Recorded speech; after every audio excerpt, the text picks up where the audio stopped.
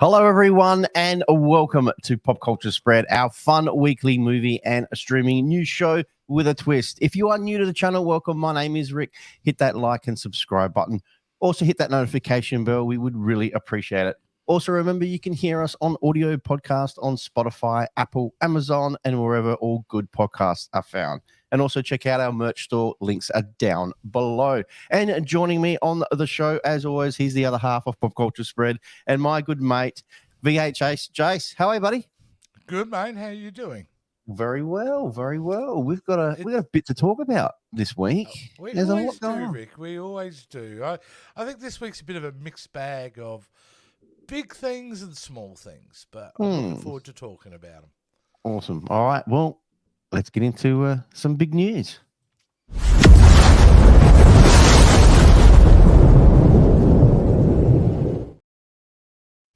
All right. Let's talk some streaming, Jace. Peacock lost $565 million this summer.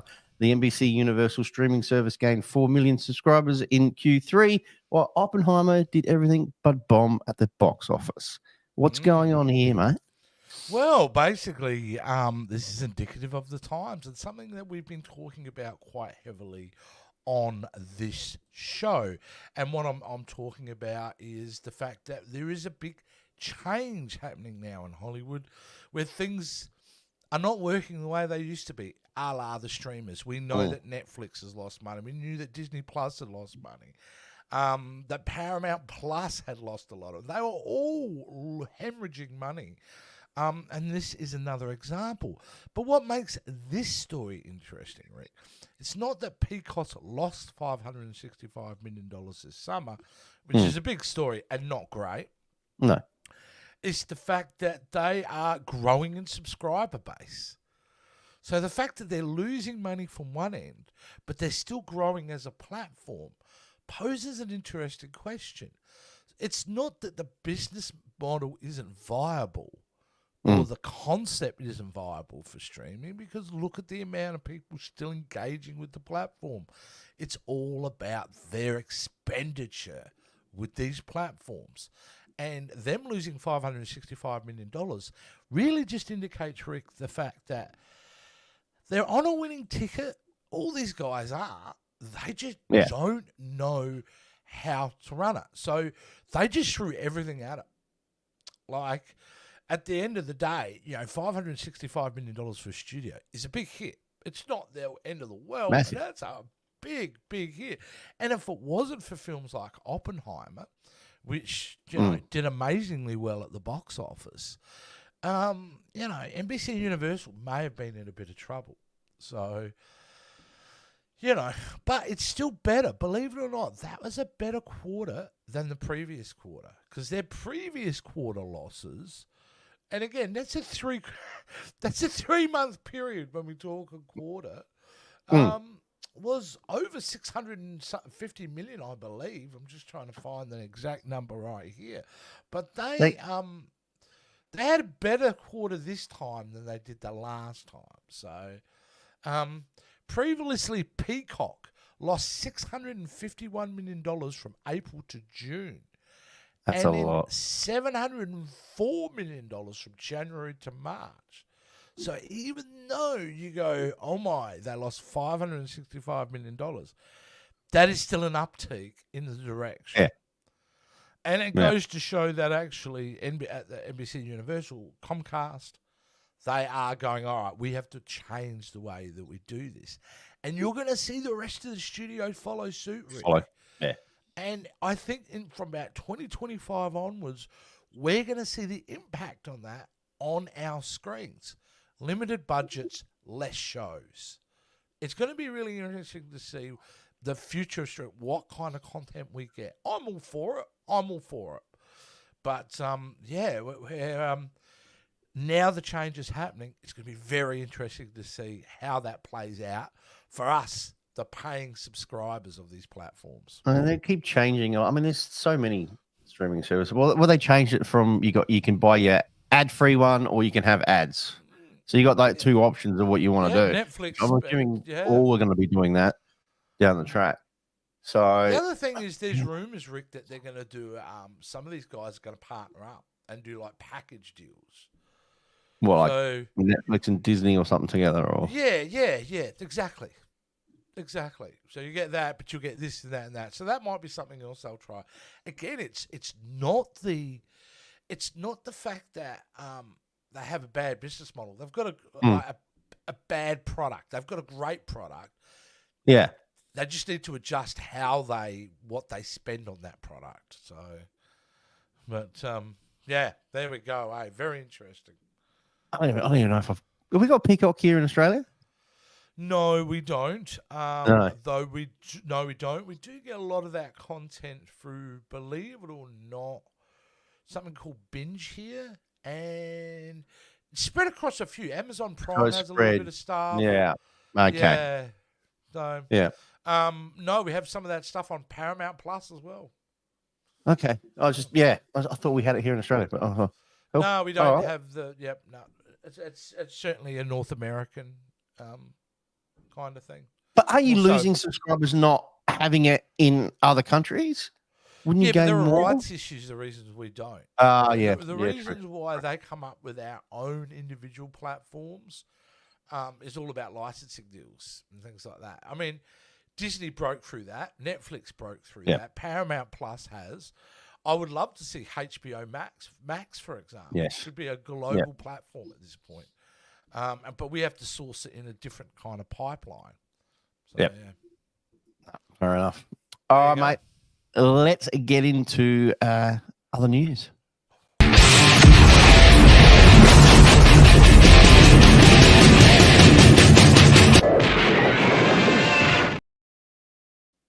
Well, speaking of streaming shows, Daredevil Born Again gets new showrunner and directors. This is quite an interesting story, and especially the directors that they've got.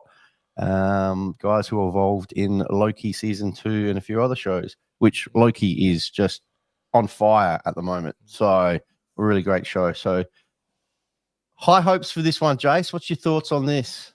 Well, as you can see, just highlighting text, you may not be able to read it. Dario Scartapane, and I know I probably would have announced that wrong. Sorry, mate. Who worked on Tom Clancy's Jack Ryan, that recent one with John Kaminsky, as well as the Marvel Punisher, will serve as the new showrunner for Daredevil Born Again. Nice. And they've obviously tapped Justin Benson and Aaron Moorhead, the directing team behind Moon Knight, who did multiple episodes of Moon Knight and Loki season 2, which has been amazing so far. So they are pulling out all stops here, Rick, are they not, to fix this show? And seeing this report, it occurred to me, well, that's great. They're getting talent back. But then I started to think, Rick, how bad was things? Like, you're pulling out all your, like, how bad were things? Like, you had to get these guys, some of your best, to come in and fix it. It sounds like this is not a normal run of, we do reshoots, we retool things all the time. This seems like it was a bit more than that. And going on by that, Jace, there's obviously a little bit here in the article here saying that the new report states that Marvel will keep some of the scenes and episodes that were already been shot, but more serialized elements which will be included. Marvel wants to bring back the action and gritty violence that the original Daredevil series on Netflix was known for. So to me, it sounds like they've had a bit of time, obviously, with the strikes and all that, and they're thinking, how are we going to re-evolve? Are we going to listen to the fans? Are we, you know what I mean? Like, it's a big call. If that is true, that's such a reversal in direction. Because the pitch we were given to as an audience when they announced Daredevil Born Again, that they were going to go and make it more like the Daredevil in the comics. Correct. They kept telling us it won't be the same as the Netflix series. You're not going to have it. It's not going to be the same thing. And now we hear an announcement going, we're trying to make it like... It seems like, what I had heard, and I think we reported this last week, that according to the footage, you didn't even see Daredevil in costume till like episode 4. Yep. So, and it's obviously... But they've got real good talent behind this. So you've got to be happy with that, right? Yeah. You got to. But you know how these things pan out. Clearly, and just hopefully they can fix it. But we'll see when it comes out. Moving still more on to some Marvel news. Mm. Rumors are going around, Jace. Cameos. Deadpool 3 director Sean Levy found it surprisingly easy to get cameos for the upcoming movie. This is no surprise. I mean, who wouldn't want to work No, the sky is with blue. Ryan Reynolds and Hugh Jackman? I mean, who wouldn't? Like, come on. But there are a lot of rumors around. Whether or not they are true with these cameos, we don't know yet. There's still rumors. Yeah, Um, he apparently, the director Sean Levy was on the Happy Sad podcast, mm, Confused podcast, and he had this to say about the cameos, which I thought was fun. Yeah, mm, and what blew my mind also is how easy some of these cameos have been. People yeah. love Deadpool. People love Ryan. Thankfully, people also seem to like my work. They know that Ryan and I, in a groove of creative brotherhood that is unique and seems to be working.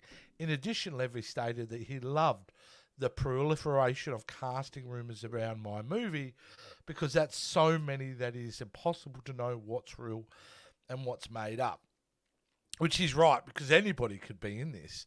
And then he went Correct. on to say, because someone made a joke about Taylor Swift being in the movie. Yes. This is big. Because This they is were one of the seen, they were seen at a game together or something. NFL Ryan game. Reynolds? Yeah. Yeah. That she may be playing Dazzler. Dazzler. Yeah. Yeah. And look, honestly, it wouldn't be the dumbest idea. You know, She's a global phenomenon, mate. And yeah, you and we know she's what's not gonna have happening. a starring role. Right? No. I mean, she's not going to have.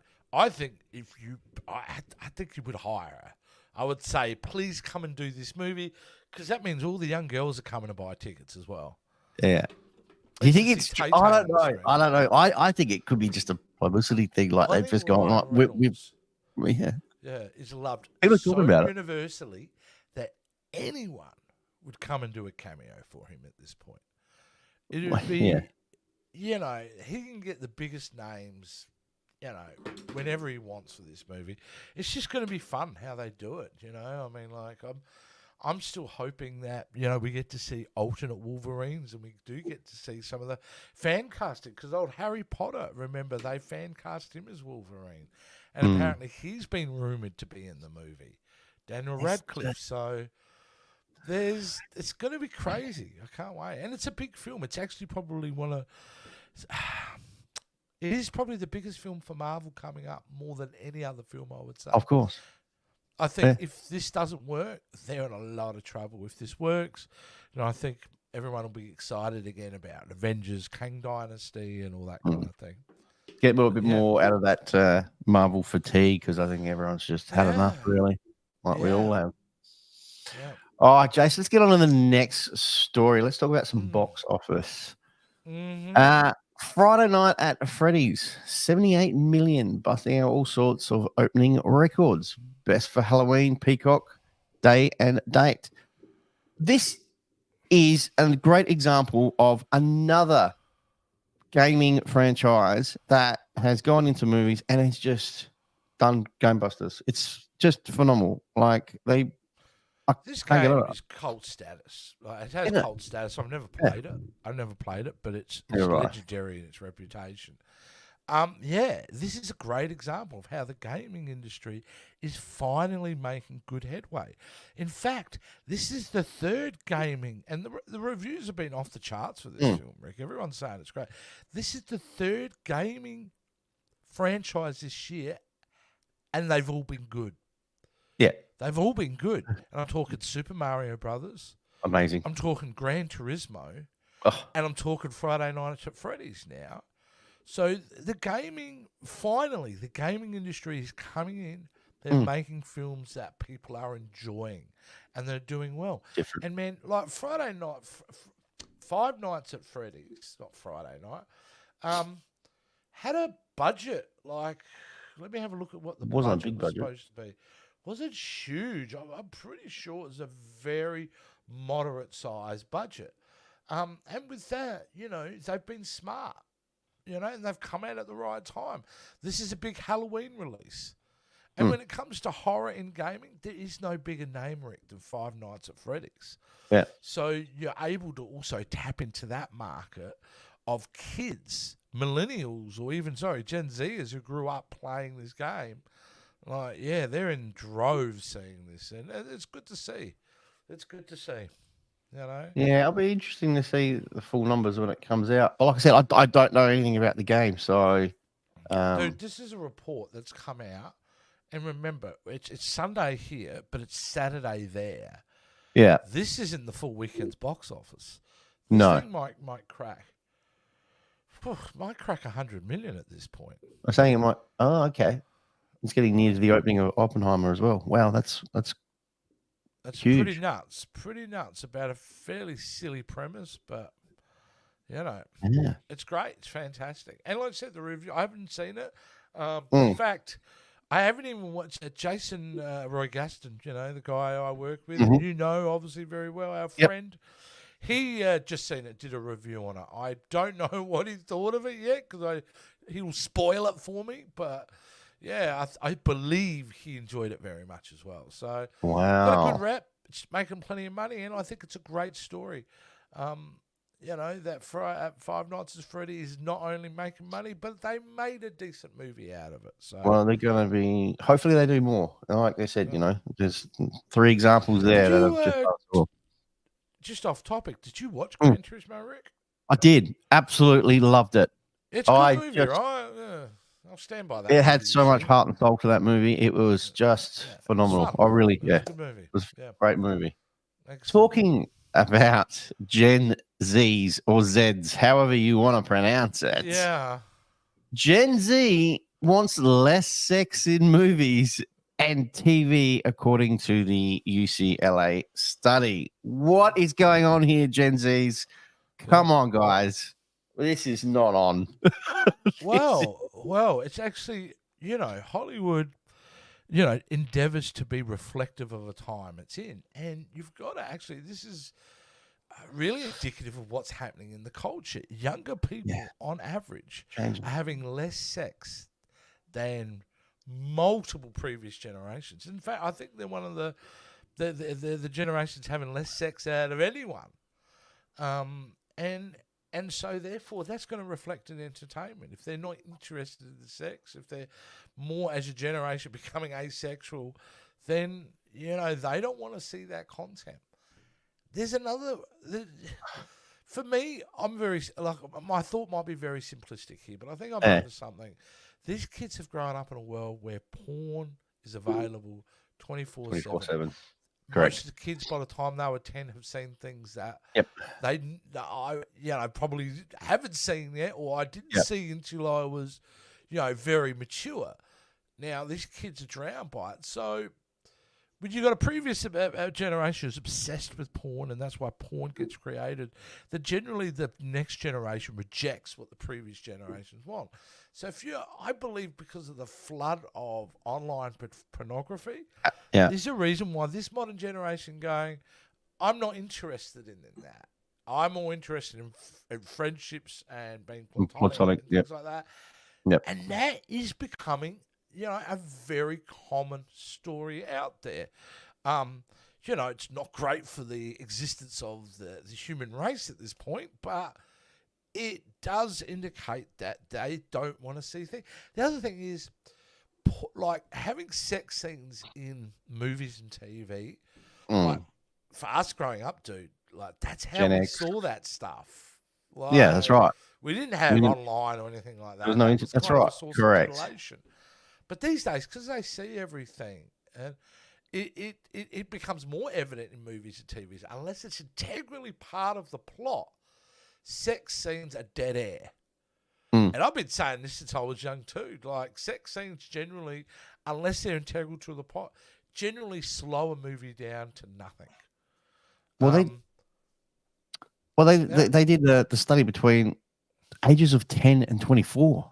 So they were asking kids at the age of 10 and 24, but I don't think there are certain, obviously, questions that there weren't obviously related to sex. No. But it's quite interesting to see some of the figures and how people react. And it's true. It's like a full circle. Like you said, back when we're Gen X, and that was things that we didn't have accessibility to. So we had to see it through, you know, movies and all that. And now it's come full circle, and it's everywhere. It's flooded. I don't know. I think it's like this.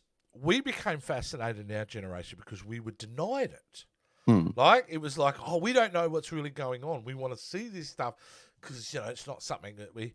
No. And now you've Right. gotten to this generation who's just exposed to it, who just wants to reject it. Like, there's no mystery there for them. They're just like, nope.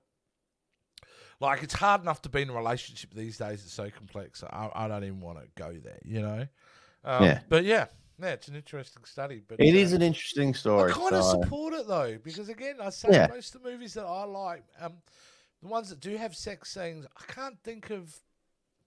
So how does that change all those films? Like now, those teen comedy type movies, how are they going to be seen now? See American Pies at the moment.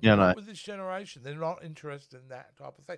They do raunchy comedies, dude. We've seen them. They still make. Yeah, we did. Jennifer, what's her name? Did one. It was great. Yeah. No Hard Feelings. It was great. Yeah. Jennifer Lawrence did one. So, it's still around there. Don't worry. It's just not the core focus anymore. You're not going to see like the 80s when teen sex comedies were en masse, like, coming out every other week. You won't see that for a while. No. But different generations, different tastes. Correct. That's it. Times are changing. Different generations. All right, Jace. Let's get into the big one. Train wreck of the week.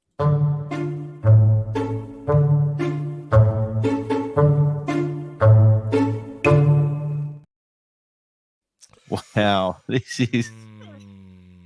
I know we've got to be talking about Snow White. So there's some images of the new Snow White movie that has come out regarding Snow White and the dwarfs, the 7 dwarfs. Wow, that is terrifying. So new Snow White images features Rachel Zegler surrounded by 7 dwarfs in all their terrifying CG glory. This has caused a massive uproar with a lot of people on this one, Jace. What's your thoughts, buddy?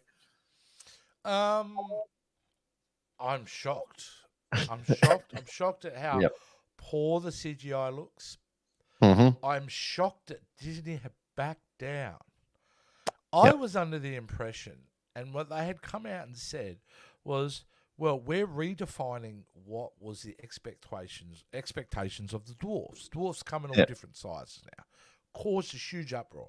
People hated it. I hated the idea of it. It was terrible. You know what I mean? It's a shocking idea. This is them trying to retroactively fix it. But you still can't because there's a few tall ones in the back there.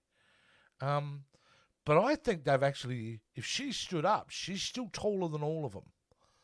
So I would suggest they are backtracking quite a bit. It really looks like they comment in this article saying it's like very Polar Express like. Yeah, I love this line. That's some Polar Express shit right there. Peter Dinklage had a few things to say regarding it as well. Peter Dinklage was heading the movement to not have dwarfs. Like he very famously come out and said, really? Are we still doing this now? Yeah. And then you had a lot of other little people, actors, I hope I'm saying that right, who was saying, well, hey, man, you've cost me a gig. Correct. Like, I could have made some money out of that. That could have fed me and my family for a couple of years earning what I could have earned off that film. So, yeah. Yeah, because Wee Man from Jackass was saying that, you're replacing jobs with that. Let's read out the quotes from Dinklage, eh? Yeah, I was great. taken aback when they were very proud to cast a Latina actress of Snow White. You're still telling the story of Snow White and the 7 dwarfs? Take a step back and look what you're doing there. It makes no sense to me. You're progressive in one way and you're still making that backward story about 7 dwarfs living in a cave together. What the fuck are you doing, man? I have nothing to advance the cause from my soapbox. I guess I'm not loud enough. And then Disney responded, didn't they? They did. To avoid reinforcing stereotypes from the original animated film, we are taking a different approach with these 7 characters and have been consulting with the members of the dwarfism community. We look forward to sharing some of the film as it heads into production after a lengthy development period. Which is kind of them admitting, hey man, we've had to go and deal with this the best way we know how. And that's why I'm like, I don't think Disney had any other choice but to do that. And I don't think the CGI is complete, but I don't think they had much of a choice. They dug themselves a hole. Yeah. So that at least now if they've got the support of the dwarfism community, which would argue, Rick, fairly so, that dwarfs come in all different sizes because they do. Correct. Some could be 4 feet, some could be 5, some could be 3.5. There could be varying different, heights in there. So that still kind of works. But man, did they backtrack. I've never had the biggest problem with Snow White is the mouth on the lead actress. That's the problem with Snow White. It's that chick coming out and making those comments that she has not come off well through this whole scenario, and actually caused a bit of damage to this film, I think. Rachel Zegler. Do we need another Snow White movie, live action one? I mean, they're just pumping out all these live action. But you got to think about it. Just go through the list of every Disney animated film there is. All right, check off the ones that have already been made, and then know absolutely that the ones that haven't been made are currently being developed or in production. Because they're going to make live actions of everything, dude. Everything. So it's too much. It's just the way it is. Yeah, it's not for me. I think it's been a sign that Disney has been creatively, generally bankrupt for a while now, creatively, because they are just churning out the same kind of stuff. So and they used to be the leading storytellers. They were the ones. They were the gold standard in storytelling, and they're just not anymore. So, but yeah, there you go. It is. It's a hideous photo. Anyway, all right, let's move on, Jace. Let's get on to our favourite section of the show, and that is some great Aussie telly. I tell you what, any boss who sacks anyone for not turning up today is a bum. Today, Rick, I want to focus on a television show that we grew up with and has very probably strong cultural, nostalgic ties to most of Australians. And what I'm going to be talking about this week is a show called Kingswood Country.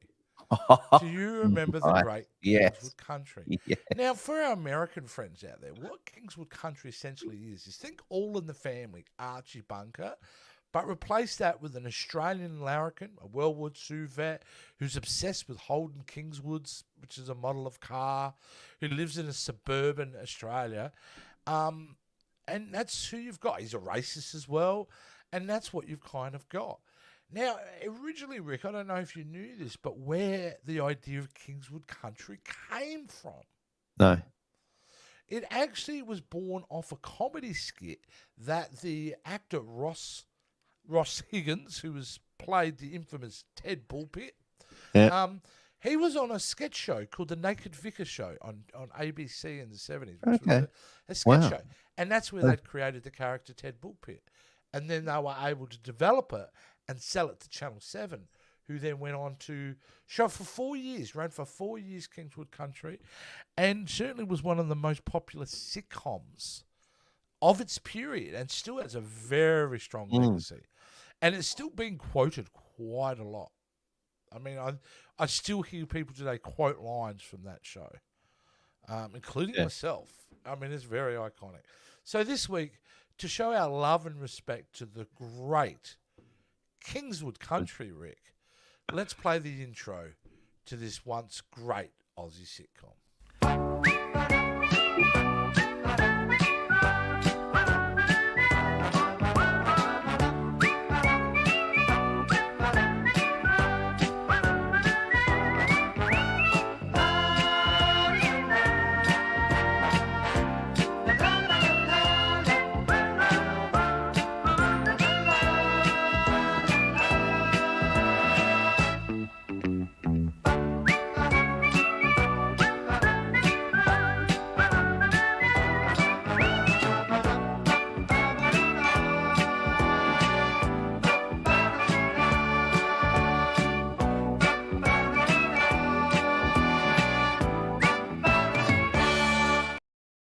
That's so cool. Doesn't that just fill you full of nostalgia? Oh, man. There's so many things that are just coming through my head right now, especially about, being, you said he was racist because he lives with like next door to a wog.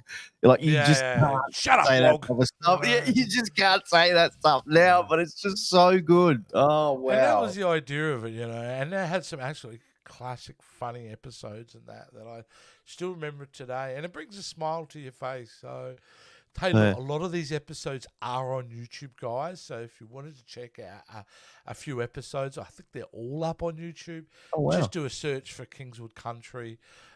It is a bit of fun, and certainly if you're an Aussie, it's great to go back and get some of that member berry into you. But certainly if you haven't seen it and want to see, well, what were Australians laughing at 40 years ago? That's what we were laughing at. We're still laughing at it to this day. Yeah. What a great show. Good choice, Jace. I did like that one, mate. Good choice. Well, I reckon that just wraps everything up for this week, Jace. It's been a great show as always. Appreciate everyone watching. Jace, is there let everyone know where they can catch you? I know you're on some other channels. Yeah, let everyone know where they can look. Well, firstly, before we talk about where else I am, don't forget to check out everything that's going on in this channel. I mean, there's been great trailers being released recently. You've been all over them, mate. Yep. There's some really great stuff to check out. So really exciting.